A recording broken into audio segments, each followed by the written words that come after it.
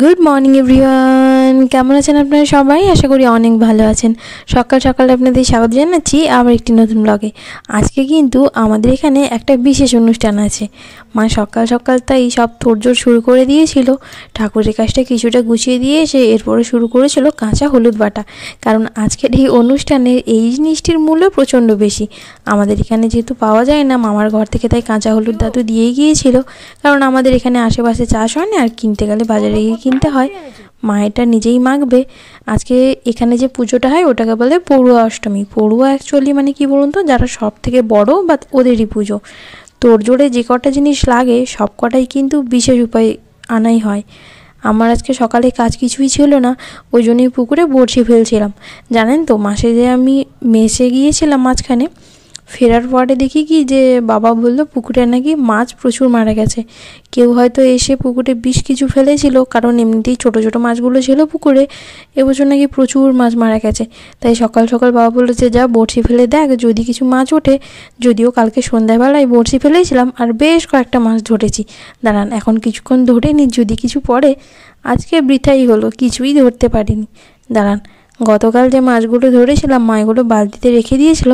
Total 6টা কই মাছ আছে, আমি 3টা ধরেছি আর মা 3টে ধরেছে। মা এদিকে পুজোর সব আয়োজন শুরু করেছিল। এই গোবর দিয়ে যেটা তৈরি করছে এটাকে বলে উনকি। অ্যাকচুয়ালি কি জানেন তো, এই যে গোবরটা মানে যেটা পুজোর কাজে ব্যবহার করা হচ্ছে, সেটা কিন্তু যে কোনো গরুর গোবর নয়। অ্যাকচুয়ালি যে কোনো গরুর যে প্রথম সন্তান হয় ওরই গোবর। এবার আমাদের যদি না থাকে, ধরুন কারো বাড়িতে নেই, তাহলে ওটাকে ম্যানেজ করতে হয়। কারো বাড়িতে গিয়ে মানে ওরকম কোনো গরুর গোবর নিয়ে আসতে হয় যে হচ্ছে ওর মায়ের প্রথম সন্তান। ওই উনকিগুলো দিয়ে এর উপরে দূর্বা ঘাস দেয়। যদিও এর প্রসেসটা অনেকটাই লেন্দি, মারাই করে, আমাদের তো মানে বোধগম্য হয় না কিছু। দেখি আমি যেহেতু ছোট, আমার তো কিছুই কাজ নেই। এরপরে আম পাতা, সুপুরি, কী যেন বলে, দূর্ব ঘাস, তারপরে চাল, আতপ চাল, সব কিছু দিয়ে পুজো পাঠ হয়। শুধুমাত্র এইখানে পুজো নয়, আজকে কিন্তু ঘরে যে গোপাল আছেন বা লক্ষ্মী ঠাকুর আছেন ওনাদেরকেও কিন্তু স্পেশালভাবে পুজো করা হবে। আর এই ধানটা দিল, এটা কিন্তু এবছর নতুন ধান। তারপরে দিচ্ছে বরকুলের পাতা। এই পুজোতে অনেক কিছু লাগে। এরপরে মা চলে এসেছিলো গোপালদেরকে স্নান করিয়ে নতুন জামা কাপড় পরিয়ে এরপরে লক্ষ্মী ঠাকুরকে পরাবে, তারপরে গিয়ে আবার পুজো শুরু করবে। মা সকালে যে হলুদটুকু বাড়ছিল ওইটুকু নিজে মেখে স্নান করেছে, তারপরে গোপালকে আর লক্ষ্মী ঠাকুরকে আলাদা করে হলুদ দিয়ে স্নান করিয়েছে। এরপরে বাকি যে হলুদটা ছিল ওইগুলো উনকির গায়ে দিয়ে চন্দন ফোঁটায় দিয়ে এরপরে প্রসাদ দিবে। আর ওই যে ঘুমচিগুলো দেখছেন না, ওইগুলো অ্যাকচুয়ালি পরিবারের যারাই বড় প্রত্যেকের জন্য মা এনে দিয়েছিল। এমনিতে জামা কাপড় এসেইছে, কিন্তু মা বললো যে না, এগুলো তাহলে ঠাকুরের কাছে দিয়ে রেখে দিই, সবাই তাহলে পরে নেবে।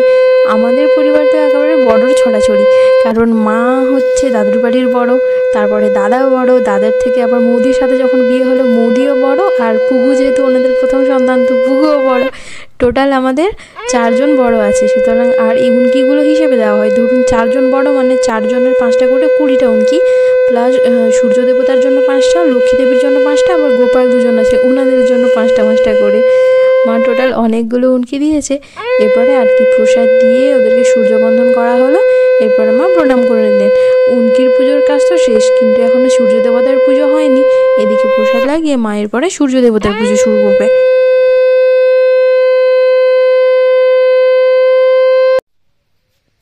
সূর্য দেবতার পুজোটা এই পুজোতে ম্যান্ডেটারি।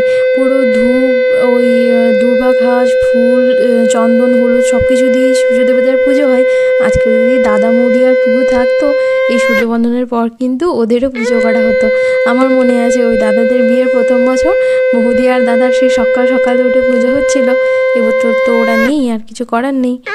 মা মোটামুটি পুজো শেষ করেছে।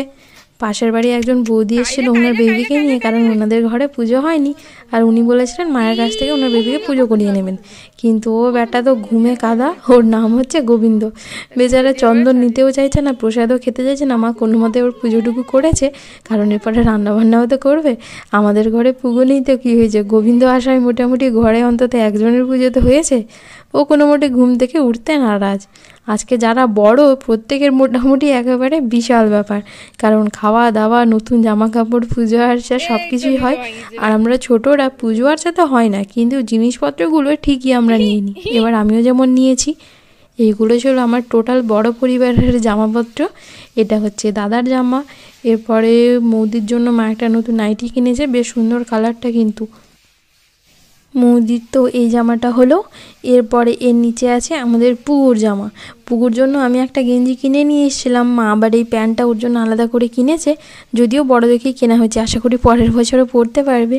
আর এই গেঞ্জিটা না ভারী সুন্দর দেখতে, আমার এত সুন্দর পছন্দ হয়েছিল, মারও দেখছি খুব পছন্দ হয়েছে। কালারটাও এত মিষ্টি, আর ভেতরে ওই যে ছবিটা আঁকা আছে ওটাও কি সুন্দর।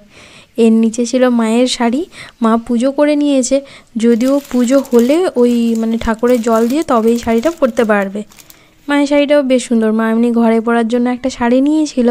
কালকে যখন সব কেনাকাটা হচ্ছিল আর আমি বড়বাজার থেকে কিছু কেনাকাটা করে এনেছিলাম, সাথে আমি আমার নিজের জন্য একটা জিনিস কিনে নিয়েছি।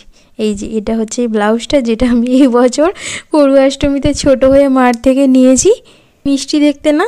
চলুন টাটা, আপনাদের বিজয় জানাচ্ছি এখানেই, দেখা হবে পরের ব্লগে। আপনাদের সাথে এই পুজোটুকু শেয়ার করতে চেয়েছিলাম।